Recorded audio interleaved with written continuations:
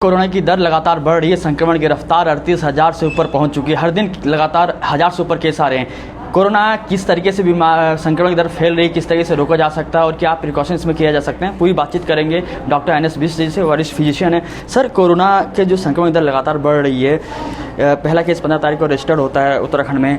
अब किस तरीके से देखते हैं आप, क्या लोगों में किस तरीके से सावधानियाँ बरतनी चाहिए? देखिए, कोरोना एक वायरल फ्लू है जिसे हम रेस्पिरेटरी फ्लू भी कह सकते हैं।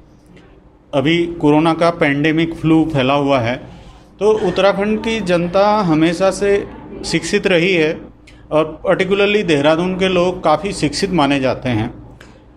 लेकिन कोरोना काल में लोगों को ये प्रूव भी करना पड़ेगा कि सचमुच में उत्तराखंड की जनता शिक्षित और समझदार है।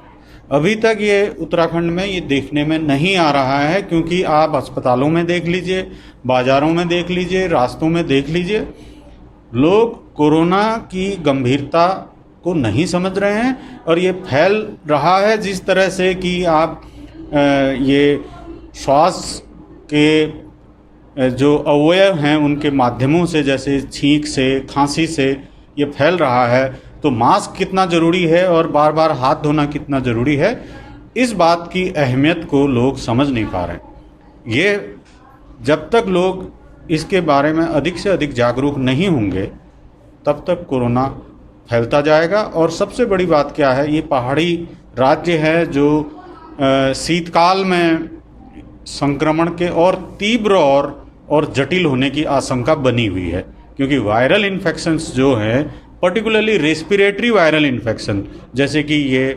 कोरोना महामारी है, इसके शीतकाल में इसके संक्रमण की दर और गंभीरता बढ़ने का खतरा बना हुआ।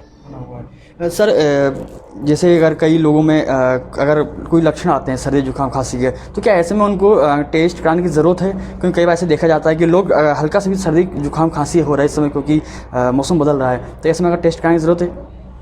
देखिए, आप मुझे देख रहे हैं इधर OPD में, तो मैं क्यों बचा हुआ हूँ कोरोना से? हमारे डॉक्टरों के, स्वास्थ्यकर्मियों के हर 14 दिन में टेस्ट होते हैं, हम बार बार नेगेटिव ही आते हैं। उसके पीछे हमारे पास बहुत ज़्यादा सुविधा नहीं है, लेकिन हम मास्क लगा के रखना, बार बार हर मरीज़ देखने के बाद, हर कागज़ को पकड़ने के बाद हाथ को इस तरह से सैनिटाइज़र से सैनिटाइज करना, ये एक बहुत बड़ी हमारी कामयाबी है जिसके चलते हम बचे हुए। दूसरी बात क्या है, जैसे आप सिम्टोमोलॉजी की बात करी, कोरोना में ये सिद्ध हो चुका है कि जो रेस्पिरेटरी या श्वास तंत्र के सिम्टम हैं वो बहुत प्रबल नहीं है शुरुआती दौर में। बुखार इसका सबसे महत्वपूर्ण सिम्टम है, ये मान लीजिए। बुखार का हर रोगी कोरोना से सस्पेक्ट है, क्योंकि एपिडेमिक है। एपिडेमिक के दौरान कोई भी बुखार का रोगी जब तक अन्यथा सिद्ध न हो, उसको कोरोना का मरीज मान लिया जाना चाहिए और मान लिया जाता है। ये बात आप याद रखें। बुखार होगा और बुखार के साथ में सूखी खांसी, या हो सकता है थोड़ा नाक में थोड़ा सा खुजली, भारीपन, नथनों का मतलब जिसे जुकाम कहते हैं, बट उस तरह का जुकाम नहीं कि नाक बहे जा रही है, ये कोरोना का लक्षण नहीं है। और ये एलर्जीज में ज़्यादा देखने को मिलेगा आपको। तो महत्वपूर्ण सिम्टम बुखार है, और वही रोगी जो बुखार जिनका टूटता नहीं, वही सीरियस भी हो रहे हैं। बुखार के साथ साथ एक जो थकान का मामला है वो भी बहुत महत्वपूर्ण है। आप देख लीजिएगा, कोई व्यक्ति 1-2 दिन बुखार आया, उसके बाद थोड़ा ढीला पड़ा हुआ है, तो वो सीरियसनेस की तरफ जा सकता है। ये भी समझने की ज़रूरत है। कुल मिला के किसी भी फ्लू की जो मेन उसका लक्षण होता है फ्लू का, वो बुखार ही है, सीरियस फ्लू का। नहीं तो आप उसे कॉमन कोल्ड समझ लीजिए या एलर्जी समझ लीजिए। लेकिन बुखार अगर आता है पैंडेमिक में, तो उसको किसी भी तरह से कोरोना रोगी ही माना जाएगा, जब तक कि वो प्रूव नहीं होता टेस्ट के माध्यम से कि ये कोरोना नहीं है। ऐसे में खान पान में किस तरह से ध्यान रखना चाहिए? क्या कुछ लेना चाहिए उनको खान पान के दौरान कोरोना से बचाव के लिए? देखिए, कोरोना, मैंने वही कहा कि रेस्पिरेटरी फ्लू है, रेस्पिरेटरी वायरल डिजीज है। सबसे पहले टॉयलेट जो है, श्वास तंत्र का टॉयलेट या उसकी साफ़ सफाई बहुत ज़रूरी है। धूम्रपान से बचना बहुत ज़रूरी है। चाहे कोई भी रिपोर्ट कैसी बताए कि इसको हो रहा है, नहीं हो रहा है, गलत चीज़ों पर ध्यान न दें। धूम्रपान से बचें। जो लोग प्राणायाम करते हैं श्वास तंत्र का, उससे बहुत लाभ होगा, सफाई होगी। एक्सरसाइज करें डेली, चलते फिरते रहें, श्वास तंत्र को मजबूत बनाएं, शरीर को मजबूत बनाएं। शरीर की इम्यूनिटी जो बढ़ेगी, आप ये याद रख लीजिए, शरीर की इम्यूनिटी एक दिन में नहीं बढ़ती। जो चीज़ आपको सूट करता है उसे खाते रहिए। जिसको जो खान पान सूट करता है वो खाएं, लेकिन साथ में फिजिकल एक्सरसाइज, फिजिकल शारीरिक गतिविधि का होना अत्यंत लाजिमी। उसके बिना बहुत मुश्किल है। सामान्य तौर पर खान पान कोई ऐसा विशेष नहीं है। प्रोटीन डाइट प्रॉपर हो। जो लोग नॉनवेज नहीं खाते वो दालें खाएं, दाल की मात्रा लें। बुजुर्ग हैं, बच्चे हैं, उनको दूध मिले। तो ये इसके इम्यूनिटी बढ़ाने के लिए ज़्यादा है। महंगी महंगी बाज़ार में जो इम्यूनिटी बढ़ाने की दवाएं आ रही हैं, उनको लेने की एकदम ज़रूरत नहीं।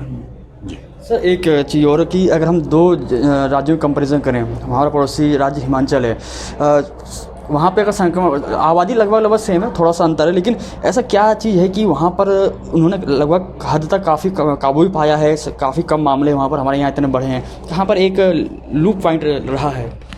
देखिए, प्रवासियों की वजह से तो हमारे यहाँ ये फैला। आपको ये पता होना चाहिए कि उत्तराखंड के प्रवासी आपको हर राज्य में मिलेंगे। यहाँ तक कि अब तो ये कहने में भी संकोच नहीं है कि हर देश में मिलेंगे, क्योंकि कुकिंग क्षेत्र में उत्तराखंड के लोग आपको हर जगह, कुकिंग और गार्ड की नौकरी।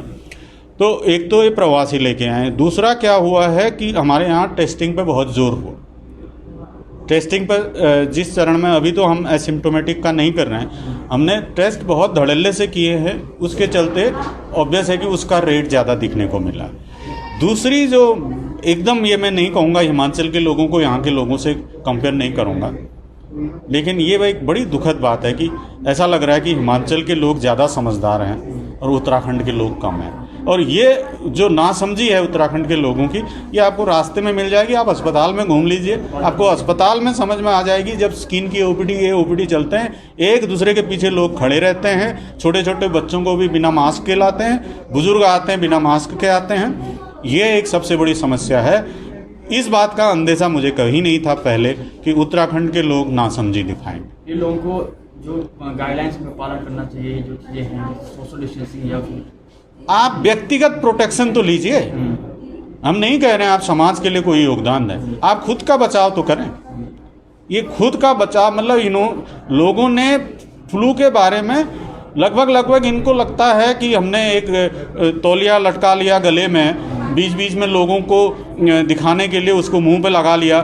महिलाएं खाली चुन्नी पहन के आती हैं डॉक्टर के पास आते वक्त, उस चुन्नी को लपेट लेती हैं, वो भी एक तरफा।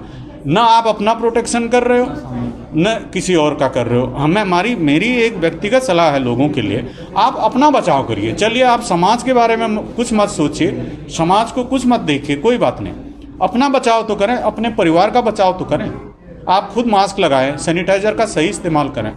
मैं यही कह रहा हूँ, आज मैं कोरोनेशन में अगर 100 मरीज रोज़ देख रहा हूँ, 50 लोग कोरोना टेस्ट के लिए आते हैं, उनमें से 10 लोग पॉजिटिव होते हैं, कई लोग यहाँ खांस के जाते हैं। तो हम कैसे बचे हुए?